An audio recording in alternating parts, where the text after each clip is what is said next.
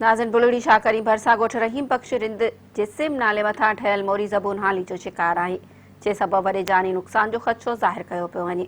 उन हवाले सां ॾिसूं था ज़ुल्कर ऐं लुंड जी ही रिपोर्ट। असां हिन वक़्तु बलड़ी शाह क़रीम जे खोरवा रोड ते ॻोठ रहीम बख़्श रिंद वटि मौजूदु आहियूं, जिते मोरी जी हालत थियल आहे। जेको तव्हां पोयां ॾिसो पिया, मोरी में खॾा पियल आहिनि, जेको कंहिं बि वक़्तु कंहिं जानी नुक़सान जो ख़दशो आहे। इन्हनि खॾनि जे करे हितां जा रहवासी इन हवाले सां छा था चवनि? बलड़ी शाह क़रीम जे रोड जी हेसि ताईं तामीर थी आहे, अॻिते जेको आहे इन जो हाल जेको आहे बेहाल थियो पियो आहे। मोटरसाइकिल ते असीं अचूं था, लेकिन उतां ॻोठ खां निकिरण खां पोइ शाह क़रीम पहुचण सुधी असांजे पेट में सूर थी वेंदो। इहा पोज़ीशन लॻी पई आहे हिते मोरियुनि जी, इहा सूरत हाल लॻी पई आहे। हिननि में वॾा वॾा खॾा लॻा पिया आहिनि। एट अ टाइम नाइट ते राति जे टाइम ते इंसानु अचे थो त हिते पहुची कोन थो सघे, अगरि अचे थो हिन में किरियो थो सघे।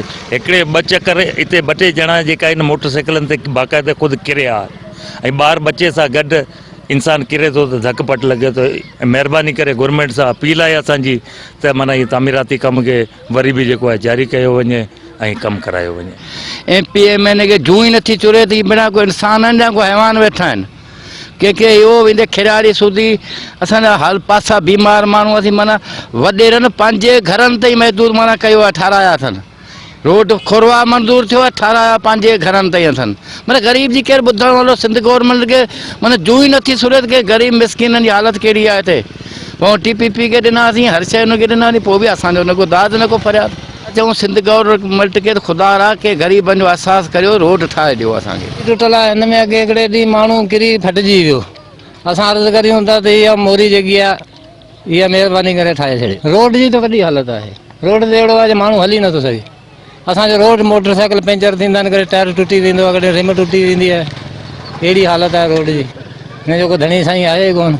जे कॾहिं मोरियूं टुटी पियूं आहिनि, कॾहिं रोड टुटा पिया आहिनि, हुते खॾा आहिनि, खमा आहिनि, हुननि में माण्हू किरनि झुरनि फटिजनि। बसि हिननि खे का ॻाल्हि बि हिन में कोन्हे। यादि जेको ऑफिसर अचे थो पंहिंजा पैसा खायो बसि हलियो वञे। हीअ रोड हीअ केर बि कोन थो ॿुधे, केर बि कोन थो चवे, ऐं केरु चवण वारो आहे बि कोन।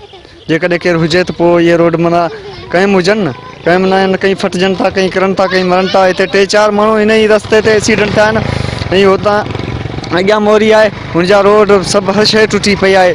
तव्हां हितां जे ॻोठाणनि जूं ॻाल्हियूं ॿुधियूं, शहरनि जूं ॻाल्हियूं ॿुधियूं। हिननि हुकूमत खां मुतालबो कयो आहे त हीअ मोरी जेका आहे उनखे नए सिर तमीर कराए वञे, त जीअं कंहिं बि जानी नुक़सान खां बची सघिजे। कैमरामैन अब्दुल वदूद लुंड सां गॾु ज़ुल्कर लुंड, मेहरान TV, बलड़ी शाह क़रीम।